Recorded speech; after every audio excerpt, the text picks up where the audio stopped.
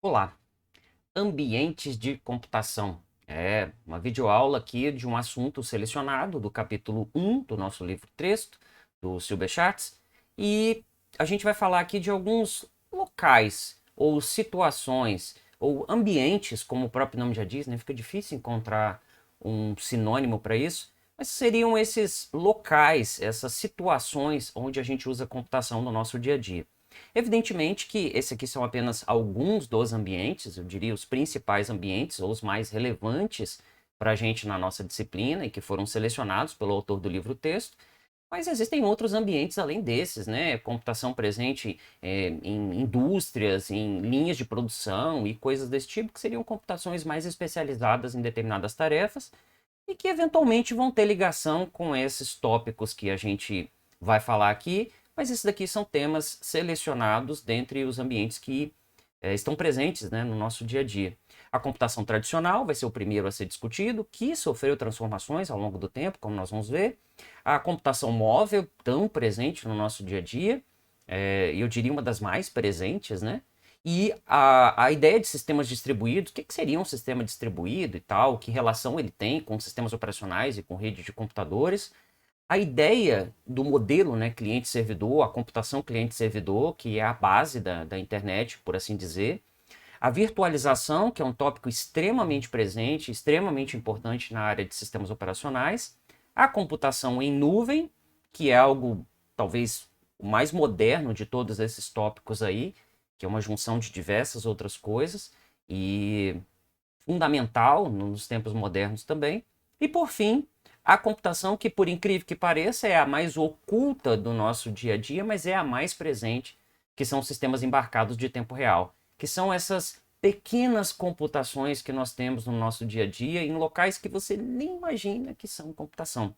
Uma coisa muito curiosa a respeito da introdução, né, desse assunto é o fato de que praticamente todas essas áreas, tirando talvez a última, ainda, vou ver se eu chego no final dessa videoaula, eu consigo lembrar de falar isso para vocês, mas de todas as outras computações ali, dos ambientes de computação, né, exceto nesse caso último, se você ficar até o final do vídeo, você vai compreender por quê, elas foram fortemente afetadas pela internet. Algumas delas, inclusive, surgiram, eu diria, por causa da internet, né? Por exemplo, a computação móvel. O que seria da computação móvel hoje sem a nuvem?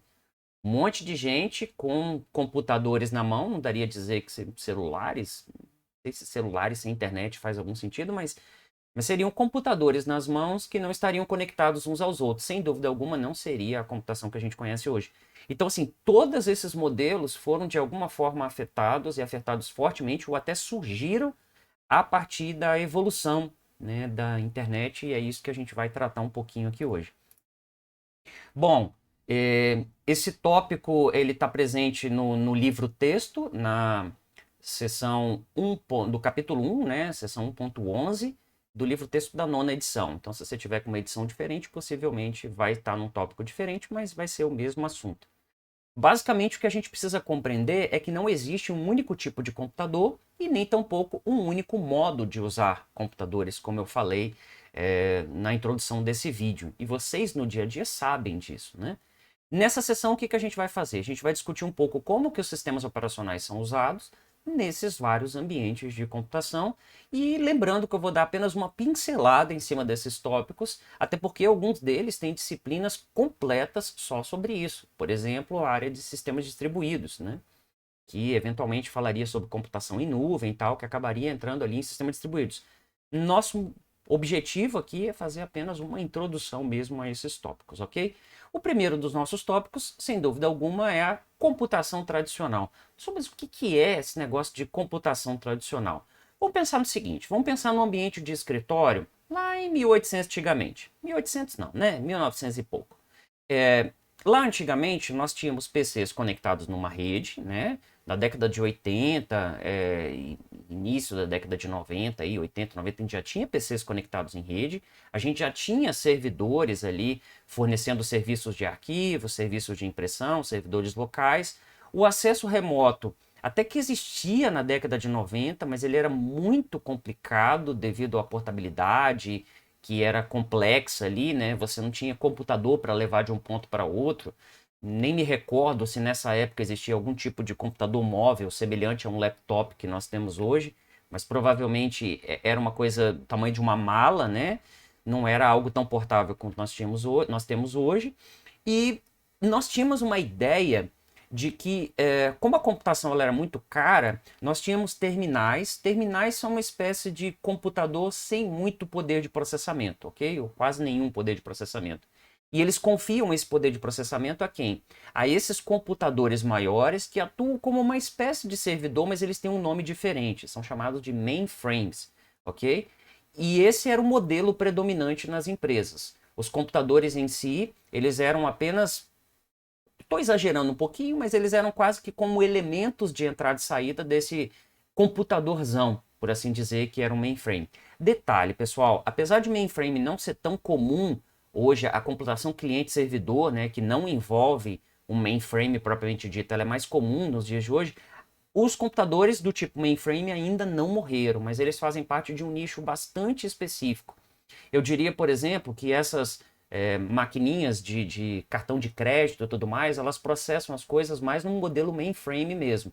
A ideia do modelo mainframe é que esse computador que é cliente, vamos dizer assim, do mainframe, ele não é um computador que faz muito processamento, ele simplesmente colhe dados ali, manda para um mainframe, que seria esse servidor central que faz todo o processamento e retorna apenas o resultado dessa operação, né? O sistema bancário ainda usa bastante mainframe e deixa esse tópico para a gente falar em outra oportunidade, tá? Mas nesse momento nós tínhamos basicamente apenas essa computação ou esse modelo de computação, não tinha muito acesso remoto, não tinha muita portabilidade dos componentes, até porque a gente estava começando. E isso eu estou falando assim de década de 80, início da década de 90, né? Por exemplo, no Brasil, a internet comercial ela surge em 1995, só para vocês terem ideia aí de tempo, né? Já existia a internet em alguns centros de pesquisa e tudo mais, mas apenas a partir de 1995, caso do Brasil, fora do Brasil um pouco antes, evidentemente, mas a internet não é algo tão velho assim como alguns de vocês podem imaginar. E agora, né? Agora de uns anos para cá, mas assim, cada vez de uma maneira mais acirrada. E um eventozinho aí, né, que todos vocês devem se lembrar, que acelerou esse processo. Tecnologias web se tornaram muito predominantes, todo tipo de coisa acaba funcionando, né, pela web. A crescente demanda por serviços de banda larga de WAN, Wide Area Network, que é essa conexão de longa distância que nós temos, acabam estendendo os limites da computação tradicional. A computação tradicional ela sai de um ambiente menor e passa a potencialmente atingir o globo inteiro. E é exatamente o que acontece hoje com essas redes de alta velocidade. As empresas vão estabelecer aí portais, né, que são esses portais de serviços que vão dar acesso aos seus funcionários, mesmo de fora aí da localidade, né, da empresa e no mundo inteiro podendo trabalhar.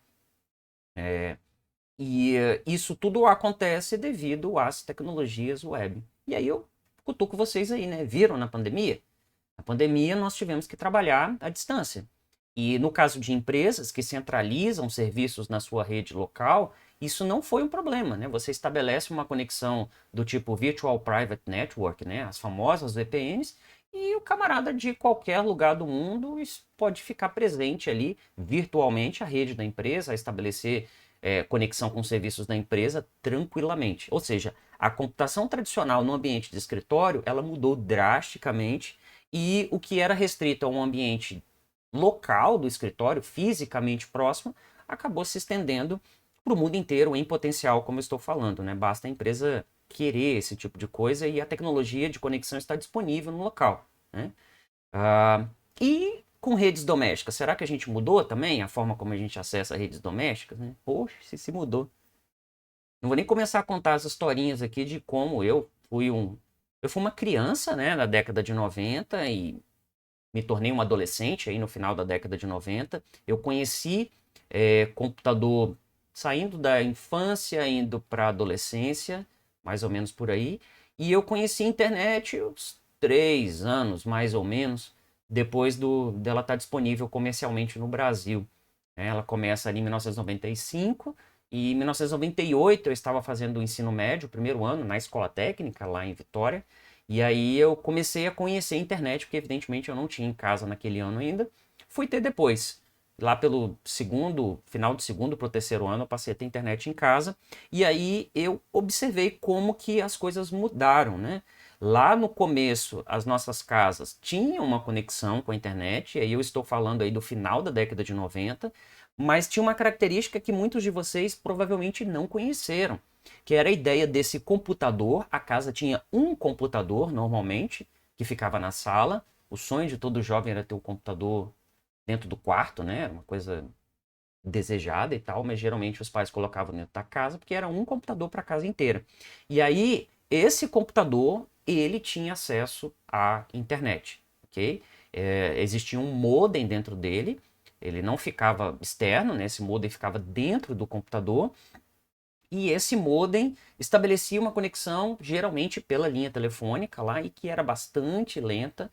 E no escritório funcionava mais ou menos de uma forma parecida, é, igualmente lenta, por assim dizer. E agora, né? Agora nós temos diversos computadores. Essa ideia de um computador dentro da casa conectado deixou de existir. Nós temos, na verdade, uma rede local, e essa rede local toda está conectada a um roteador que tem firewall, né, que é esse sistema de proteção, de isolamento, por assim dizer. E esse firewall, nesse roteador, vão determinar as conexões que vão sair e que vão entrar dentro dessa rede doméstica de alta velocidade, diga-se de passagem. No momento que eu gravo esse vídeo, estou gravando aqui em agosto de 2022, eu tenho uma conexão já há um ano e pouco aqui de 300 mega na minha casa, 300 megabits por segundo, onde eu poderia facilmente, pela mesma conexão, chegar próximo a 1 gigabit por segundo, sem trocar a tecnologia, né? Basicamente pagando mais e a empresa disponibilizando. E quando você aumenta essa velocidade de acesso, aí coisas que não seriam possíveis acabam sendo possíveis. Por exemplo, hoje eu já posso fazer isso, né? Mas uma rede de alta velocidade permitiria literalmente ter um servidor de porte bem maior dentro da minha rede doméstica, configurar e ter acesso a ele de qualquer lugar do mundo. Pense nisso, né? Então, o ambiente de computação tradicional, tanto no escritório quanto em redes domésticas, mudou bastante e ao longo dos anos, impulsionado, e evidentemente não dá para a gente não dizer isso, impulsionado pelo avanço da internet, ok? E a computação móvel, né? A computação móvel, ela já existia antes das redes celulares, posso dizer, das redes celulares de alta velocidade, né? E redes celulares móveis, 3G potencialmente falando. Mas eram aparelhinhos que eles tinham um processamento local, uma memória local, quase como uma agenda eletrônica portátil, né? Eu me lembro dos Palm. Palm é o nome do dispositivo, né? E o nome da empresa também. Só que acabou dando nome ao próprio dispositivo em si, né? O precursor do tablet era um dispositivozinho pequenininho que eventualmente fazia ligação telefônica, mas ele não tinha essa conexão tal qual nós temos nos smartphones, né? E quem inaugura de fato a computação móvel, mais uma vez, são as redes de telefonia celular com tráfego de dados, né? É isso que a gente pode pensar. É óbvio que, por exemplo, o iPhone foi o primeiro dos smartphones dessa era moderna, que inaugurou a era moderna. A gente considera que o smartphone moderno nasce lá em 2007 com o iPhone. Antes disso já existiam smartphones, mas eles eram bastante limitados. Alguns de vocês eventualmente conheceram. Mas o iPhone ele surge um pouquinho antes do surgimento das redes 3G e logo depois surge um novo modelo de iPhone. Se não estou enganado, o iPhone 3G foi o segundo modelo de iPhone, já possuindo conexão 3G, que a gente pode considerar como o começo da internet móvel de fato, né? 1G era analógico, 2G era uma conexão que permitia aí algum tráfego de dados, mas na forma de SMS e companhia. Tinha uma rede, tinha uma internet chamada WAP, nem vou falar muito para não estender esse vídeo, mas a internet tal qual a gente conhece, ela começa aí com as tecnologias, né, da era do 3G. E ela se expande com 4G e vai se expandir fortemente, pode esperar, com o 5G, que curiosamente está começando aqui em Vitória, no Espírito Santo, começou por esses dias aí, semana passada, do momento da gravação desse vídeo. Vamos ver, eu tô gravando aqui, vamos ver se daqui a uns 3 anos eu volto e revisito esse vídeo e fico me perguntando, ou vocês se perguntando, e aí, 5G já ficou legal mesmo? Já melhorou? Vamos ver. Porque o 5G, de fato, vai aprimorar a computação móvel a um nível que a gente não conhece hoje. Mas vamos ver, né? De fato, a computação móvel, ela começa ali com os computadores portáteis, né, os laptops, mas ela se tornou de fato popular com o advento dos smartphones e tablets, que passaram a ser dispositivos com grande poder de processamento, leves, bastante portáteis, com uma bateria que não é aquilo que a gente gostaria, né, mas funciona bem, funciona, né? O advento do carregamento rápido, como a gente já viu antes, né, acaba fazendo com que esses dispositivos que têm uma vida curta fora das tomadas, mas o carregamento rápido facilita ali, né? E aí esses dispositivos com grande poder de processamento passaram a ter decodificação de vídeo em 4K, games bem definidos e assim sucessivamente. O hardware e o SO passaram a ter diversos recursos integrados, né? O smartphone faz tanto sucesso, não só pela conexão com a internet, mas é porque ele é um dispositivo com grande capacidade de processamento e com diversos dispositivos. Toda vez que a gente fala smartphone, a gente pensa logo em câmera, né? Pois é, câmera está ali, câmeras digitais poderosas que fazem vídeo, fazem gravação de diversos tipos, fazem fotos maravilhosas, aposentando câmeras digitais convencionais na maioria dos cenários, mas ele tem GPS, ele tem acelerômetro, que permite que o celular perceba, por exemplo, a posição que ele se encontra. Ele tem, o que acaba permitindo modalidades de computação bem interessantes, né, como realidade virtual, realidade simulada ali, né, ou realidade ampliada, sensores de iluminação, sensores de proximidade, bússola, TV digital, alguns têm rádio FM, acrescente aí diversos recursos que foram possibilitados, né, pela computação móvel.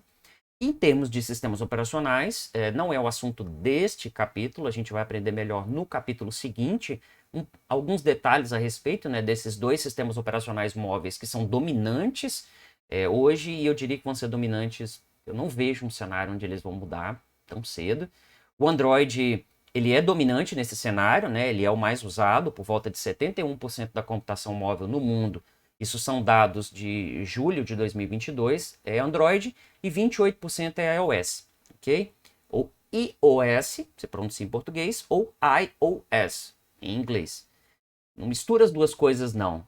iOS, ou você está misturando, né? Ou você fala iOS, ou você fala iOS. Tá ditando regra no vídeo, professor? Não, não, só estou dizendo para você falar ou do jeito inglês ou do jeito português mesmo, os dois estão corretos. E aí aqui tem um gráfico, né, mostrando o gráfico mais extenso que eu posso ter de 2022, e aqui é 2013 mais ou menos, que são os dados, onde os dados começam. 2013, primeiro quadrimestre, né, de 2013 até o terceiro de 2022. Portanto, é um gráfico bastante atualizado e ele mostra já desde 2015, 2016, uma consolidação, como eu falei, e uma destruição, não há o que dizer, né? A partir de 2018 aqui, ó, sistemas operacionais que não são ou Android ou iOS praticamente deixaram de existir. O Android ele é dominante no mundo, evidentemente, porque ele é um sistema operacional aberto e diversos dispositivos fazem uso, né? A Samsung, a LG, a Sony, as empresas chinesas e assim sucessivamente.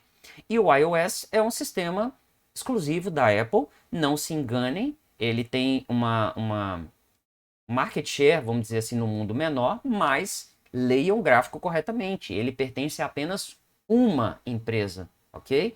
Enquanto o Android está presente em diversos computadores, diversos smartphones aí do mundo. Então, eu diria para vocês que eu vejo um cenário de completa estabilidade já há alguns anos e a chance de um player novo entrar aqui sem manter compatibilidade com o iOS ou com o Android, com o iOS não vai ter compatibilidade, né? Porque a Apple não vai deixar, a gente sabe disso. Mas com o Android poderia até aparecer, mas eu não vejo essa possibilidade tão cedo, né? A menos que algo muito diferente aconteça com a computação. Falar um novo tipo de computação, quem sabe os dispositivos vestíveis, né? Futuramente a gente vai pensar em computação vestível, e aí eles possam tomar o lugar dessa computação móvel que a gente conhece, mas não vamos especular muito aqui não. O cenário está bastante estabilizado há muitos anos. Sistemas distribuídos. Os sistemas distribuídos, a definição que nós temos é uma coleção de computadores fisicamente separados, possivelmente heterogêneos. Heterogêneos quer dizer que esses computadores são de tipos diferentes, né? Um smartphone, um tablet, um computador convencional, um laptop, um dispositivo qualquer ali, mas que eles estão conectados em rede a fim de fornecer ou prover aí vários serviços aos usuários que ali estão conectados. Então presta muita atenção aí. Um sistema distribuído não é caracterizado apenas por um conjunto de computadores de diferentes tipos, né, como eu falei, possivelmente heterogêneos, conectados. É preciso que essa rede forneça um serviço para esses dispositivos conectados para a gente figurar aí um sistema distribuído, ok? É o que eu estou falando ali nesse... Estou me adiantando, né? Afinal de contas foi eu que fiz os slides. Mas, apesar de uma rede por si só não caracterizar, ela é condição necessária, ela não é suficiente, mas é uma condição necessária para que eu tenha um sistema distribuído. Sistemas distribuídos, portanto, são criados em cima dessa rede de computador local ou à distância, né, mas essa rede de computador que seja bastante sólida e capaz de fornecer esse serviço. Sem essa infraestrutura de rede, sem os protocolos, que é toda a parte de software, sem dúvida alguma, esses sistemas não seriam possíveis. Mais detalhes sobre isso, existe uma disciplina que hoje ela é optativa, né, na grade do curso de bacharelado de sistema de informação, que é o curso de vocês, mas ela era obrigatória na grade anterior, e ela se chama exatamente sistemas distribuídos, né? É uma ideia aí para quem desejar conhecer. Sistemas distribuídos é uma espécie de junção de sistemas operacionais com redes e de repente um pouquinho de AOC aí no meio do caminho, né? É uma disciplina que une o software e as ideias de rede numa coisa que nós chamamos de sistemas distribuídos. Professor, dá uma ideia aí de sistema distribuído? Pensa o seguinte, se eu tenho, por exemplo, um determinado computador fornecendo um banco de dados numa rede, um outro computador fornecendo um serviço de arquivos, e esses computadores todos se comunicam com esses dois servidores, pegam os dados do banco de dados, pegam arquivos do servidor de arquivos, e isso tudo está rodando, na verdade, num servidor web, e eu tenho diversas pessoas que se conectam a esse servidor web nessa rede, e esse servidor web se conecta a esses outros servidores para fornecer um serviço mais completo para esse cliente. Isso é um sistema distribuído. Professor, mas você está definindo então a internet inteira. Várias coisas na internet são considerados, sim, sistemas distribuídos. Mas pensa no sistema distribuído como tendo um monte de cliente tentando acessar esses serviços de servidores que vão cooperar entre si para fornecer esse serviço adequadamente através, é óbvio, dessa rede, essa infraestrutura sólida, né, de alta qualidade, possivelmente de alta velocidade também, né, porque alguns desses sistemas distribuídos demandam uma capacidade, uma largura de banda muito grande, né? Por exemplo, se fornecerem serviços de multimídia, sem dúvida alguma, né, serviços de multimídia, principalmente vídeo, vão demandar uma rede de altíssima velocidade interconectando esses caras aí. Infelizmente, a gente não vai dar muito detalhe aqui, a gente está só caracterizando esse tipo de ambiente de computação. Computação cliente-servidor. A computação cliente-servidor, ela é um modelo que surge em contraposição àquele modelo de terminais burros. O nome não é preconceituoso, não. A gente realmente chama aqueles terminais que se conectavam ao mainframe de terminal burro, exatamente porque eles não eram dotados de grande capacidade de processamento. Eles eram quase que dispositivos de entrada e saída, como eu estou ilustrando aqui com vocês, quase que como os dispositivos de entrada e saída desse computador maior, que não era chamado de servidor, né? Era um mainframe. E isso acabou sendo suplantado porque esses computadores, esses terminais burros, passaram a ser suplantados por PCs, PCs são computadores com capacidade de processamento própria, né? E capacidade de processamento enorme de uns anos para cá, principalmente estações de trabalho com processadores com grande quantidade de núcleos, e por dispositivos mobile que também tem uma capacidade enorme de processamento. E aí, o que acontece? No lugar desse mainframe, passam a existir servidores. Os servidores, eles cumprirão o papel do mainframe, exceto que eles geralmente não processarão uma grande quantidade de informação que poderia ser processada pelo computador cliente. Em outras palavras, vamos dizer assim, se eu tenho uma computação cliente-servidor e eu estou acessando um vídeo no servidor, supondo que fosse possível no ambiente de mainframe, porque o ambiente mainframe não tinha uma internet de alta velocidade. Mas só para você pensar, o vídeo, ele chega, o servidor hoje, multimídia, ele manda a stream de vídeo, mas quem tem que fazer a tarefa de decodificação desse vídeo, que pasmem, é uma tarefa muito pesada, é o dispositivo que está lendo esse vídeo.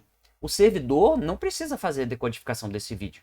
O servidor do YouTube vai mandar para o cliente o vídeo comprimido e quem vai fazer essa decodificação é o computador que está acessando, o computador cliente. Num modelo de mainframe lá antigamente, supondo que fosse possível, o vídeo chegaria completamente processado, já decodificado para os computadores cliente, né?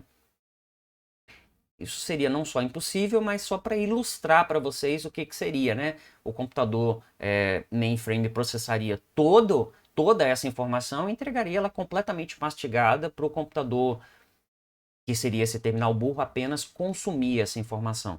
O modelo cliente-servidor tem relação, sim, com o sistema distribuído, porque ele acaba sendo um tipo especializado de sistema distribuído, né? Onde você tem um servidor que fornece serviços e clientes, múltiplos clientes ali, alguns milhares muitas vezes, né, ou milhões num sistema maior, fazendo uso desses serviços. E a computação cliente-servidor é, sem dúvida alguma, a base de toda a nossa internet. A nossa internet pode ser pensada como um sistema distribuído, mas os modelos locais são modelos cliente-servidor. Ah, o YouTube, modelo cliente-servidor. Por que é o modelo cliente-servidor? Porque você tem servidores fornecendo os vídeos ali, né, e toda essa rede social, e os clientes consumindo isso daí. O YouTube, o Facebook, o Instagram e assim sucessivamente. O modelo cliente-servidor está presente massivamente nosso dia a dia, né? E tanto é que você pode criar cliente-servidor, modelo cliente-servidor dentro da sua rede doméstica, né? Você pode fazer o seu roteador mesmo ser um servidor de arquivos, né? Você pode colocar, como eu tenho na minha casa, um servidor multimídia, onde você tem um computador fornecendo serviços de multimídia ali para os dispositivos que estão conectados, né? Com música, com vídeo, com fotos e assim sucessivamente, né? Você não precisa ter isso apenas num dispositivo. Você pode manter isso centralizado e acessível da sua rede doméstica ou de fora dela. Aí aqui tem um desenho, né? Um computador cliente do tipo desktop, um laptop, um smartphone, ou seja, a computação cliente-servidor não está limitada a um único tipo de computador. Uma rede doméstica, quando a gente coloca uma rede doméstica, não, uma rede qualquer, quando a gente coloca uma nuvenzinha dessa, geralmente a gente está pensando numa rede tão ampla que a gente não consegue definir como ela é. Internet, basicamente. E o servidor lá na outra ponta, né? Então você tem aqui uma heterogeneidade nos clientes e um ou mais servidores aqui do lado que podem cooperar para o mesmo tipo de serviço. É óbvio, né, que o YouTube, o Facebook, Netflix não tem apenas uma única maquinazinha servidor. O servidor é um sistema distribuído, mas o modelo em si é um modelo cliente-servidor, ok? Computação peer-to-peer, que é a computação ponto a ponto. A computação peer-to-peer é uma modalidade de sistema distribuído também. Às vezes vocês vão ver a abreviatura P e um 2, porque 2 em inglês se pronuncia to, que parece com esse to aqui, né? Peer-to-peer seria a comunicação ponto a ponto. Ela é um modelo de sistema distribuído também, só que ela tem uma característica muito interessante. Você não tem definidos com exclusividade os papéis de que alguns tipos de computadores são clientes e outros são servidores, não. Todos os computadores dessa rede, todos os elementos dessa rede são tanto clientes quanto servidores, tá? eles são considerados iguais nesse sentido, eles tanto usam os serviços dessa rede, quando eles também fornecem serviços a essa rede. Cada nó pode atuar como servidor, como um cliente ou como ambos, né? Eu posso deixar um computador atuando simplesmente como servidor, posso usá-lo simplesmente como cliente, mas algumas redes vão punir isso. Por exemplo, algumas redes torrent vão punir com velocidades mais baixas computadores que estão apenas sugando dessa rede e não fornecendo, né? Pense nisso, se você estiver utilizando esse tipo de rede, você precisa contribuir com a existência dela, fornecendo o serviço também, né? Fornecendo um pouquinho do seu upload aí. E cada computador desse que entrar como cliente e também como servidor, ele vai registrar seu serviço num servidor que simplesmente vai ser um centro de pesquisa para saber quais são os nós que estão conectados. Ele não vai fornecer serviços de dados maiores. Esses servidores que existem aí, né, centrais nessas redes, são simplesmente para fazer com que um cliente conheça o outro, né, que um nó, não vou chamar de cliente, vou chamar de nó, porque cada nó pode ser tanto cliente quanto servidor. E quando eu quiser alguma coisa dessa rede, eu vou fornecer essa solicitação que vai vir por broadcast para vários computadores. Broadcast é uma chamada ampla para vários computadores que vão responder aí se eles têm ou não aquilo que eu quero. O maior representante, sem dúvida alguma, da computação P2P é a rede Torrent. Não sei se vocês aí conhecem, tem a rede Edonk também, cujo cliente Emule é bastante utilizado, né? Mas o Torrent é, de fato, o modelo mais interessante, aí, mais conhecido de comunicação peer-to-peer, ok? Às vezes a gente confunde, a gente acha que tudo se resume a torrent, não é. Na verdade, o modelo, ele se populariza ali com torrent, mas ele é um modelo que pode ser utilizado em diversas situações. Eu me lembro, não está no script aqui do vídeo, mas a Microsoft ela tem um recurso de update muito interessante nas máquinas, principalmente máquinas que estão conectadas a uma rede local com muitos elementos, na qual é uma comunicação peer-to-peer. Eu tenho um determinado computador, vamos dizer que um determinado computador dessa rede, ele já baixou um determinado update do site da Microsoft. Aí esse computador passa a dizer para a rede, para os computadores que estão em volta dele, que ele já possui aquele update.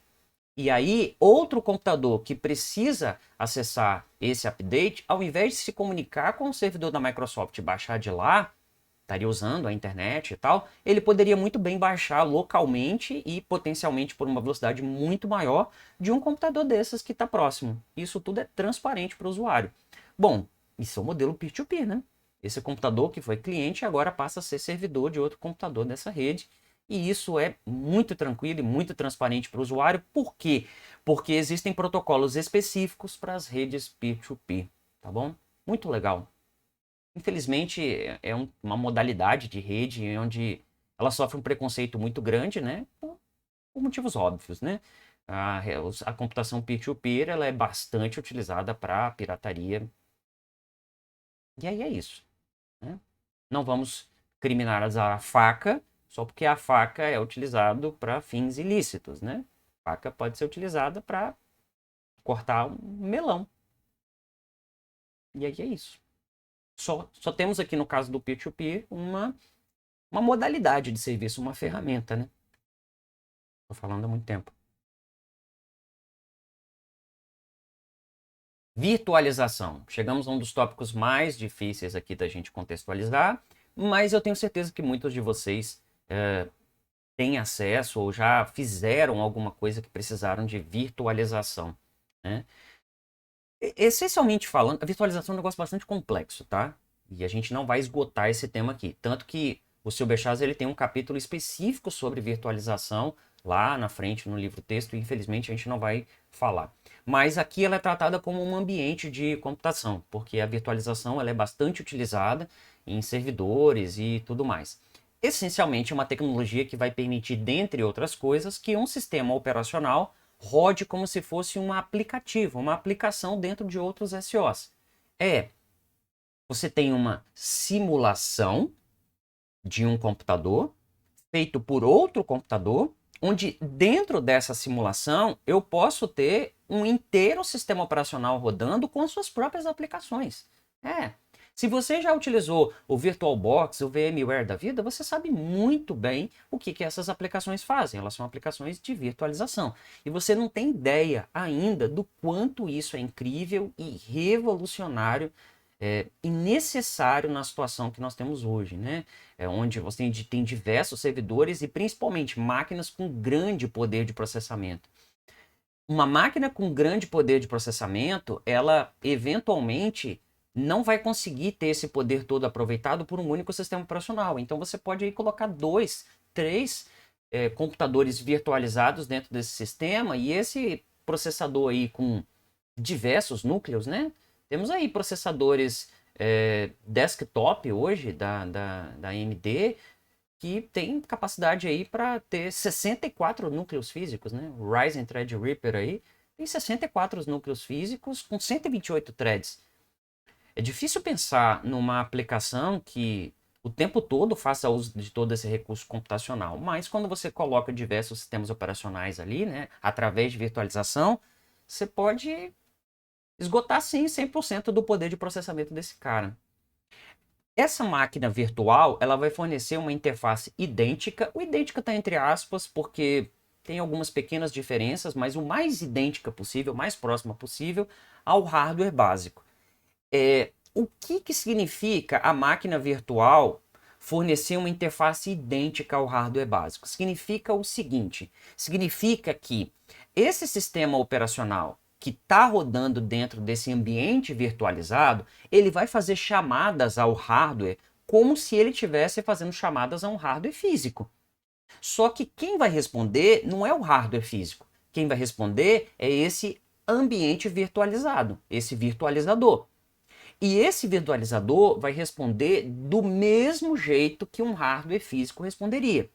Como assim, professor? Ué, pensa o seguinte, pensa que eu tenho uma máquina rodando Windows ou Linux e dentro dela eu tenho um ambiente de virtualização, um VMware, um VirtualBox, são os dois mais conhecidos. E ali dentro eu crio uma máquina virtual, essa máquina virtual vai ter um processador virtual, uma memória RAM virtual, HD ou SSD, um armazenamento virtual, entrada e saída virtual, rede virtual, tudo virtual.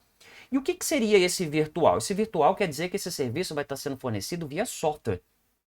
E aí, essa máquina virtualizada que está rodando dentro desse ambiente de virtualização vai solicitar, por exemplo, uma conexão de rede. Ela acha que existe uma placa de rede. Mas não existe uma placa de rede ali, não disponível para ela. Existe um software que vai se comportar como uma placa de rede, vai pegar essas solicitações que seriam enviadas para a placa de rede, vai processar essas solicitações, eventualmente, é claro, usando a própria rede física, usando uma placa de rede real, e vai entregar essas solicitações bonitinho de volta. Toda essa interação que a máquina que está no ambiente virtualizado tem com o ambiente virtualizado, com essa máquina real, vão ser intermediadas por essa camada de software, sem que essa máquina virtualizada tenha condição de descobrir isso, eventualmente. Tem algumas coisinhas que daria para usar. A Microsoft diz que ela tem uns mecanismos capazes de perceber se o SO dela está rodando dentro da Matrix, se é que você entendeu a minha analogia. Mas, de modo geral, não, as máquinas não irão compreender isso. E olha só que coisa curiosa, por exemplo, um SSD. Eu quero colocar um armazenamento ali, genérico, e ele vai fingir que é um SSD. Como que isso vai acontecer? Vai acontecer que eu, na minha máquina real, vou colocar uma partição ou um arquivo, e esse arquivo ou essa partição vão ter os dados que essa máquina virtualizada vai achar que ali ela tem um SSD ou tem um HD, ela tem um dispositivo de armazenamento. Mas, na verdade, tudo isso está se passando como se fosse simplesmente um arquivo dentro de uma máquina que está fornecendo esse serviço de virtualização. E não necessariamente um hardware exclusivo, um hardware real para aquele componente. Quando a gente está falando de virtualização, é lógico que no fim das contas, esse serviço de processamento, de armazenamento, de memória RAM e tudo mais, eles vão ser fornecidos por um hardware real, é óbvio. Mas esse hardware real não vai estar atendendo exclusivamente a esse computador virtualizado. Ele vai estar fornecendo esse serviço do modo mais idêntico possível a um hardware básico, sem que esse computador virtualizado possa perceber essa diferença. De certa forma, isso é semelhante a um emulador, né, que você usava, por exemplo, para jogar um jogo de Super Nintendo, um jogo de PlayStation antigo e assim sucessivamente. Mas existe uma diferença entre emulação e virtualização, tá? Quando a gente está emulando, a gente também está virtualizando. Portanto, toda emulação é uma virtualização, mas nem toda virtualização é uma emulação. A emulação implica que o sistema não só tem que fornecer essa interface básica ali, né, mas ele tem que estar todo o tempo traduzindo as instruções de baixo nível para o outro processador, porque nós temos uma diferença de arquitetura. Como assim, professor? Não entendi isso direito. Imagine o seguinte, imagine que você está rodando um emulador de PlayStation dentro de um PC convencional de arquitetura x86, seja ele Intel ou AMD. Bom, o software, o jogo de PlayStation, ele está programado para poder se comunicar com uma CPU, que nesse caso é uma CPU de arquitetura MIPS. E aí ele vai se comunicar com essa CPU de arquitetura MIPS, só que eu não tenho uma CPU de arquitetura MIPS no ambiente que está fornecendo essa emulação. Eu tenho um x86. Portanto, o emulador não só vai ter que fornecer um processador virtual, uma RAM virtual, um armazenamento virtual para essa máquina. Ele também vai ter que interceptar todas as instruções de baixo nível, entre aspas, o assembly da máquina, assim, e vai precisar traduzir entre essas diferentes arquiteturas. Portanto, se você não entendeu ou não ficou claro ainda, toda vez que eu tiver uma arquitetura de uma CPU de origem, né, que é aquela que está sendo emulada, diferente daquela de destino, que está sendo o emulador propriamente dito, eu preciso de um emulador, não só um virtualizador. O virtualizador não será suficiente. Eu preciso não só traduzir os comandos, essa interface básica tem que ser feita, como eu preciso traduzir também as instruções, o assembly propriamente dito, para você poder compreender. Por exemplo, né, quando a Apple, recentemente, aí, do momento desse vídeo, tem uns 2 anos e pouco que ela começou a trocar as CPUs Intel x86 de 64 bits pelos seus próprios processadores ARM, que hoje nós estamos, né, no ARM, no M2, no Apple M2, né, ela precisou incluir um emulador nesse sistema, cujo nome dele é Rosetta 2, que já teve um Rosetta 1, quando ela trocou de arquitetura PowerPC para Intel. E aí depois ela teve que trocar de Intel de novo para ARM. Então ela teve que fazer esse emulador. E esse emulador permite essencialmente o quê? Simplesmente que você possa colocar um programa escrito, cujas instruções são escritas para x86, que era o que a Apple utilizava até pouco tempo, e ele vai ter que traduzir o tempo todo para ARM. É óbvio que na emulação eu tenho uma perda de performance maior do que aquela que eu teria com a virtualização. Mas é lógico que essa comodidade, essa possibilidade acaba compensando muito, e geralmente a máquina que está emulando, que está fornecendo esse serviço de virtualização avançada, vamos chamar assim, ela tem uma capacidade de processamento, em geral, muitas ordens de grandeza maior do que a máquina emulada, né? Por exemplo, eu tem um computador muito mais potente do que essa CPU aqui que foi usada pelo PlayStation 1 de 33 MHz, né? Então é por esse motivo que nós não temos, geralmente, né, emulador de máquina muito moderna. Porque geralmente, tirando o Nintendo Switch, né, geralmente essa máquina moderna, ela tem uma capacidade de processamento muito grande e eu precisaria, para emular uma máquina de capacidade de processamento ainda maior, e isso é relativamente complicado, né? No período de contemporaneidade dessa máquina em questão. Falei bonito, né? Espero que você tenha entendido. A interpretação de código está dentro da virtualização também. Ela é uma espécie de emulação porque eu tenho tradução de instruções, né? Só que eu tenho uma tradução de instruções em se tratando de linguagens de programação, tá? Nós temos aí linguagens como Java, né, que compila o código para uma linguagem intermediária, que seriam os bytecodes, e essa linguagem intermediária precisa ser traduzida para a máquina real, para a linguagem da máquina real, para x86, para a ARM e assim sucessivamente. E a gente chama esse processo de interpretação, na qual eu leio uma coisa que está numa linguagem e traduzo para outra. Eu poderia dizer que é uma espécie de virtualização e também um pouco de emulação, mas a grande diferença é que a interpretação aqui, ela não está tentando simular, geralmente, né, uma máquina existente, ela está tentando simular uma máquina que foi virtualmente criada para isso, ou seja, ela está tentando simular ali um ambiente do Python, um ambiente do Java, um ambiente do JavaScript, um ambiente do C Sharp ali, né, que é a plataforma .NET. Eu estou criando, na verdade, uma camada de abstração. Todos esses conceitos estão sendo tratados como virtualização porque eles são, sim, virtualização. À medida que eu forneço esse hardware, que não é um hardware real, é um hardware virtual para esse ambiente. Só que na emulação eu estou tentando fingir que eu sou uma outra arquitetura, né? E na interpretação eu estou tentando compreender uma linguagem que é independente da linguagem da máquina em questão. E é óbvio que interpretação de código é bastante utilizada, porque nós temos hoje, sendo mais usados aí no mundo, né, linguagens de programação que são independentes do hardware. E não tem jeito, se elas são independentes do hardware, eu tenho que ter interpretação. Se eu tenho interpretação, eu estou tendo também um tipo de virtualização. Vamos frisar isso aí porque eu acho muito importante. A virtualização pura, entre aspas, ela vai exigir que o SO que roda no ambiente virtualizado, ele esteja nativamente compilado para a mesma arquitetura de CPU que a máquina hospedeira. Portanto, se eu vou rodar no VMware ou no VirtualBox um Windows dentro do Linux, esse Windows que vai estar rodando dentro do Linux, se a máquina Linux, que for a máquina virtualizadora, estiver rodando numa arquitetura x86, ela exige que aquele Windows que está sendo virtualizado ali também seja programado para x86, e as aplicações também. Eu não posso colocar um Windows ARM dentro de um ambiente de virtualização que está rodando em x86. É curioso isso, mais uma vez não está no script, né, mas essa aula é gravada numa tacada só.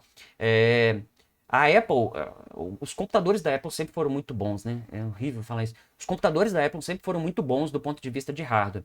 E antes da Apple ter mudado, né, para ARM, você tinha condição ali de colocar um Windows x86, x64, né, dentro desses computadores e usar um ambiente aí de o Bootcamp, se não estou enganado, né, que permitia que você, ora estivesse rodando o Windows, ora estivesse rodando o Linux, e o Linux também, né, mas ora tivesse o Windows, ora estivesse rodando o macOS, e naquela máquina tudo isso ia funcionar, seja virtualizado, seja com dual boot, com Bootcamp, como eu falei, mas quando a Apple, né, eles migram para ARM, a gente não pode mais utilizar o Windows ARM ali dentro, o Windows x86 ali dentro.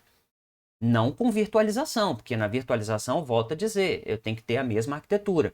Mas, felizmente, a Microsoft tem o Windows ARM compilado para ARM, né?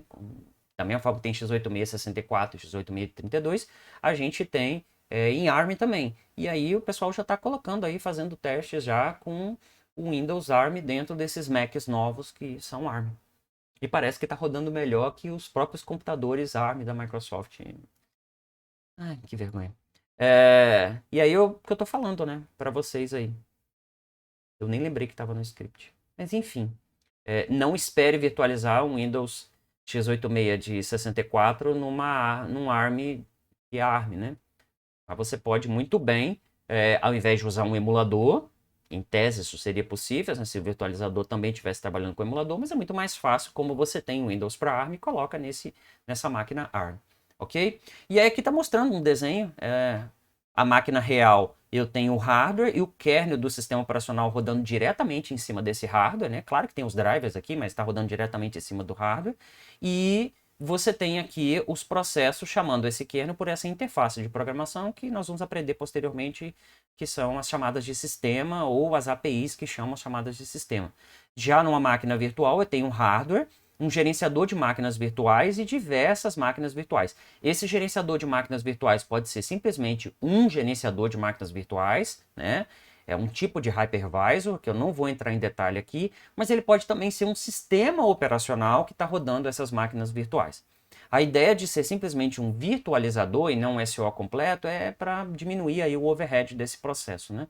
Mas basicamente nós temos aqui diversos sistemas operacionais de diferentes fabricantes aí, né, com diferentes chamadas e tal, kernels diferentes, rodando em cima de cada uma dessas máquinas virtuais, e esse gerenciador vai fornecer o serviço de hardware real para cada uma dessas máquinas virtuais, ok? Um desenho aí simplificado, tá bom? O conceito de máquina virtual ele vai fornecer uma proteção completa dos recursos da máquina, porque cada máquina virtual é isolada de outra máquina virtual. Preste muita atenção. Preste muita atenção. Uma máquina virtual aqui, a menos que você crie um mecanismo de comunicação, que pode ser, por exemplo, faço isso com frequência aqui, né? Eu coloco um arquivo aqui no hardware real e esse arquivo é compartilhado pelas duas máquinas, né? As duas máquinas têm acesso a esse arquivo. Aí seria uma forma de eu fazer com que essas duas máquinas se comuniquem. Mas caso contrário, o isolamento é completo. Não existe um mecanismo de comunicação dessa máquina virtual com outra. Ela nem sabe que essa máquina virtual existe.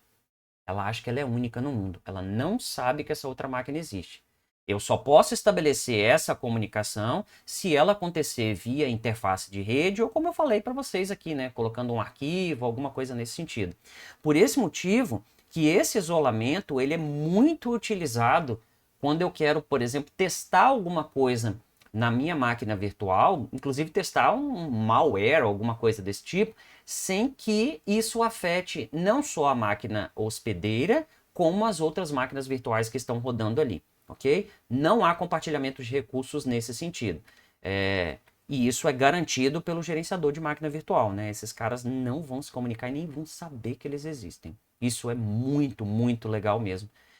Um sistema numa máquina virtual, ele acaba sendo, portanto, esse veículo perfeito para pesquisa e desenvolvimento de sistemas operacionais. Porque o que quer que aconteça dentro dessa máquina virtual não irá afetar as outras máquinas virtuais e nem a máquina hospedeira. A menos que você crie essas brechas que naturalmente elas não são criadas, né?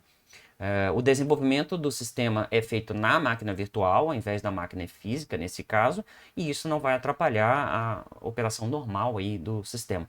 Então, quer testar um negócio que potencialmente pode dar uma merda gigantesca? Testa numa máquina virtual, não testa na máquina real, não. Inclusive as máquinas virtuais, elas podem inclusive criar snapshots, né? Você pode assim, ó, antes de eu fazer uma coisa muito arriscada aqui nesse computador virtualizado, eu vou gravar o estado desse momento. E aí eu começo a fazer o que, né, que eu estou fazendo. Aí vamos supor que deu merda. Eu vou lá e volto para o estado anterior da máquina e tudo se passa como se nada tivesse acontecido. Eu acho isso lindo. O conceito de máquina virtual é um conceito bastante difícil de ser implementado, porque exige um esforço muito grande, né, para se fornecer essa duplicata exata da máquina básica, o mais próximo do exato possível, porque se não for exato, a máquina virtualizada vai ter algum tipo de erro e tal, né? Mas a gente já tem um conhecimento bastante evoluído nesse assunto e, inclusive, existem instruções de hardware específica nos processadores. Eu dei um exemplo aqui do Intel Virtualization Technology, que é um conjunto de instruções especiais que existem nos processadores da Intel. A AMD tem seu próprio conjunto também, que vai facilitar, vai diminuir esse overhead aí ao rodar máquinas virtuais e melhora bastante mesmo o desempenho. Tanto que alguns ambientes até exigem a presença dessas instruções, né? Que já não são tão novinhas, não. Mais detalhes, capítulo 16, como eu falei, do livro da nona edição, tem um capítulo específico, já li, obviamente, esse capítulo todo, e tá muito legal, muito bem escrito. Bom, computação em nuvem. Tá aí um negócio difícil de definir. A computação em nuvem, a cloud computing, né? A computação em nuvem é um tipo de computação que vai entregar muito mais do que o ambiente cliente-servidor faz, porque ela vai entregar processamento, ela vai entregar armazenamento, ela vai entregar aplicações, ela vai entregar um monte de coisa como serviços dentro de uma rede. Nuvem é um conceito extremamente abrangente e pode fornecer uma dessas coisas ou pode eventualmente fornecer tudo isso daí, né? De certa forma, a computação em nuvem acaba sendo uma extensão da virtualização, por quê? Porque ela vai fazer uso dessa funcionalidade para fornecer os seus serviços. E aí nós temos diversas definições de nuvem. Nuvem pública, quando qualquer um na internet pode contratar o serviço de nuvem pública. Uma nuvem pública, por exemplo, aí pode ser uma nuvem fornecida pelo Google para armazenamento, uma nuvem fornecida pelo Google para processamento, o Google Stadia, por exemplo, né? Não sei se ele existe ainda, porque para processamento de jogos é uma nuvem pública porque qualquer um pode contratar. Mas eu posso ter nuvens particulares mesmo, uma empresa pode não querer rodar o serviço dela dentro de um servidor que é público.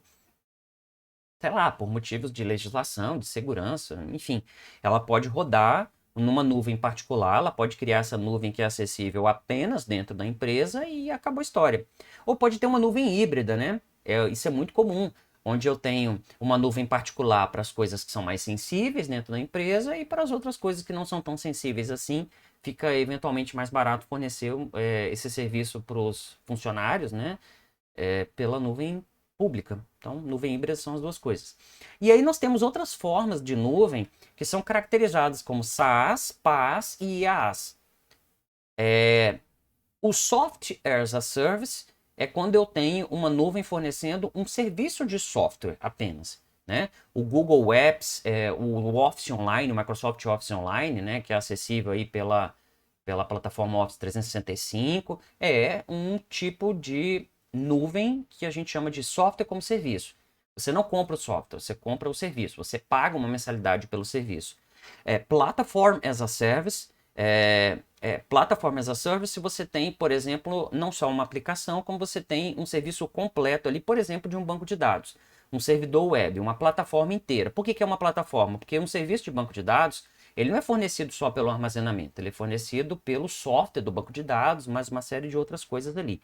Ou eu posso ter um serviço completo, o Infrastructure as a Service, ou seja, eu quero um servidor completo, com hardware completo para eu instalar o que eu quiser. Um servidor de banco de dados, um servidor web, eu vou colocar o que eu quiser ali.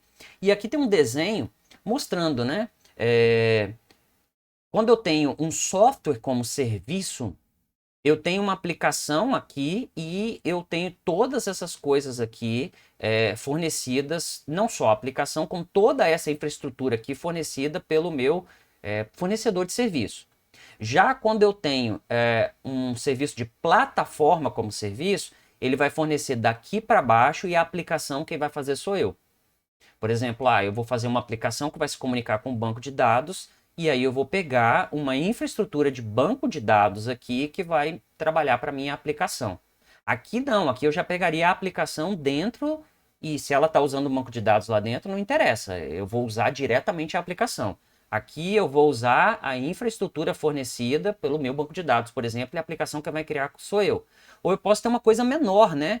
Eu posso ter aqui o mínimo possível fornecido pelo meu gerenciador, né, que seria um sistema operacional, a máquina virtual, o hardware, armazenamento, redes, e eu faço tudo aqui em cima. Eu coloco a minha base de dados, eu coloco meus compiladores, eu coloco minhas aplicações, eu coloco tudo, né, que eu preciso aqui para rodar. Então, infraestrutura como serviço, ele está fornecendo um serviço menor, mais abrangente. À medida que eu vou caminhando para o software como serviço é o serviço mais especializado que eu posso contratar em termos de nuvem. E em termos de uma arquitetura tradicional de TI, eu teria tudo isso aí, eu teria o meu computador real. Pensa bem aqui, ó, o hardware real, o virtualizador e o sistema operacional, eu teria que dar conta disso daqui e construir tudo em cima. Quando eu contrato a infraestrutura como serviço, isso aqui já vai ser fornecido pelo meu servidor e eu vou colocar tudo isso aqui em cima. E aí, acho que vocês entenderam. Professor, por que chama nuvem? Complexa essa resposta, mas eu tenho uma interpretação. Assim, nuvem para mim é um negócio que a gente sabe o que é, sabe para que serve, mas a gente não consegue definir exatamente os limites ali. Parece um negócio meio amplo, sabe? Um negócio meio que se você olha de longe, você entende o que é. Você entende o que é um armazenamento num OneDrive da vida. Mas quando você olha de perto, você vê que tem muitas nuances e muitos detalhes que você não consegue tocar especificamente, né? Assim como uma nuvem real. Essa é a minha interpretação desse termo e talvez ela até esteja errada, mas eu prefiro pensar assim. Tá bom? Se vocês tiverem uma outra interpretação aí, fala para mim. Vamos ver. Por que se chama computação em nuvem? Eu vejo desse jeito, tá? Minha interpretação da palavra, né, de batizado. E por fim, nosso último tópico, e o tópico mais simples da gente tratar, porque aqui a gente está em sistema de informação, a gente não está em engenharia. Esse tópico aqui é muito utilizado em engenharia, mas aqui em sistema de informação a gente não trabalha muito com esses tópicos. São sistemas embarcados de tempo real. E pasmem, é a forma mais comum e prevalecente de computação. Só que é uma computação um tanto invisível. É uma computação que está em todo tipo de coisinhas do nosso dia a dia que a gente nem acaba nem percebendo. Né? Eles podem ser encontrados em diversos lugares. Tem um monte dentro do carro, tem robô espalhado por todo lugar, tem eletrodomésticos, eletroeletrônicos, equipamentos médicos, aeronaves. A lista é potencialmente infinita. Infinita não, porque daria para contar todos eles, né? Mas enfim, infinita no sentido de que é um negócio bastante amplo aí e é computação. É computação. Né? Você pode ter ali um controle remoto se comunicando com um ar-condicionado e dentro do ar-condicionado pode ter um pequeno computadorzinho ali controlando as coisas. E esses sistemas embarcados de tempo real estão cada vez mais prevalecentes à medida que a gente está evoluindo para usar, né, a internet das coisas, onde a gente tem computação hoje, na minha casa, por exemplo, dentro da lâmpada. Se a lâmpada é controlada pelo Google Assistant ou pela Alexa ou companhia, é porque tem um computador ali dentro daquela lâmpada, um computador bem pequenininho, que é um sistema embarcado de tempo real que está rodando ali dentro. A gente vai entender posteriormente o que é esse negócio de tempo real, mas tempo real é um sistema exclusivo e que dá respostas imediatas a apenas um tipo de problema, vamos dizer assim, né? E embarcado é porque ele está dentro de um chip, ele está embarcado. Okay? Eles variam bastante, mas eles possuem aí em comum o hardware com um propósito específico. Se houver um SO bastante especializado, primitivo, geralmente não tem, em algumas situações não tem um sistema operacional, é só um pequeno bootloader ali. Eles são pequenos, são de baixo consumo normalmente, até porque eles fazem uma tarefa específica e tem pouco ou nenhuma interface com o usuário. Eventualmente vai ter aí um display, alguma coisa desse tipo, mas você não vai ver uma tela com um monte de ícone, com um monte de coisa. Geralmente você não vai ver isso daí. É uma coisa bastante limitada quando a gente está falando de sistemas embarcados de tempo real, ok? Mas é um ambiente de computação também, um ambiente um tanto mais invisível. E eu falei lá no começo que as redes 5G iriam possivelmente fazer esses negócios assim crescerem de uma maneira. É porque até hoje, esses dispositivos eles estão de certa forma limitados à rede Wi-Fi que eles estão conectados, por exemplo, dentro de uma casa. Okay? E se essa rede Wi-Fi estiver conectada a um roteador com sinal de internet, elas vão poder ser controladas de qualquer lugar do mundo. Então, de qualquer lugar do mundo eu posso ligar ou apagar ou acender, sei lá, uma lâmpada aqui dentro da minha casa, porque existe essa conexão. Mas quando a gente está falando desses sistemas embarcados que estão fora dessas redes, né, locais, aí alguns deles até têm conexão com 4G, entendeu? Eu posso ter um carro ali conectado à internet e tal, mas a grande revolução mesmo é prometida para as redes 5G. Por quê? Porque com as redes 5G eu vou ter uma latência muito menor de comunicação, uma velocidade muito maior de transmissão e vou fazer com que esses pequenos dispositivos que não vão estar mais agora limitados a uma rede doméstica, uma rede menor, vamos dizer assim, uma rede LAN, eles vão estar com conexão onde eles estiverem. Né? Isso já é possível, em parte, com as redes 4G, mas a promessa para as redes 5G é que isso vai expandir numa escala que vai fazer com que, por exemplo, um carro converse com outro ali e potencialmente todos eles conversem para decidir se, por exemplo, o semáforo vai ficar aberto ou fechado, né? Olha só que coisa curiosa, às vezes o semáforo ele está fechado para você e aberto para uma outra pista que nem tem gente querendo usar. E imagina se esses caras todos podem se comunicar, né? Esses sistemas embarcados, o carro, o semáforo e tudo mais, e os carros se comunicam com o semáforo ali, e aí todo mundo, não, aqui tem mais um monte de gente para poder passar e lá não tem ninguém, pô, mantém o semáforo mais aberto aqui, né? Eu posso ter uma pessoa com um dispositivo e esse cara perceber que tem uma pessoa tentando atravessar ali, uma inteligência artificial, alguma coisa assim, pode perceber isso aí, uma câmera, ou seja lá o que for, estou inventando aqui. E toda essa dinâmica de cidade inteligente vai precisar, evidentemente, de muitos sistemas embarcados de tempo real e também de conexão de 5G, porque ela é feita com esse intuito, né, de fornecer esse tipo de serviço. Bom, se você ficou até o final desse vídeo, acabou, né? Acabou aqui o nosso vídeo. E muito obrigado aí por me assistir durante essa 1 hora e um pouquinho, que era o que estava previsto mesmo para essa videoaula. E até a próxima. Tchau.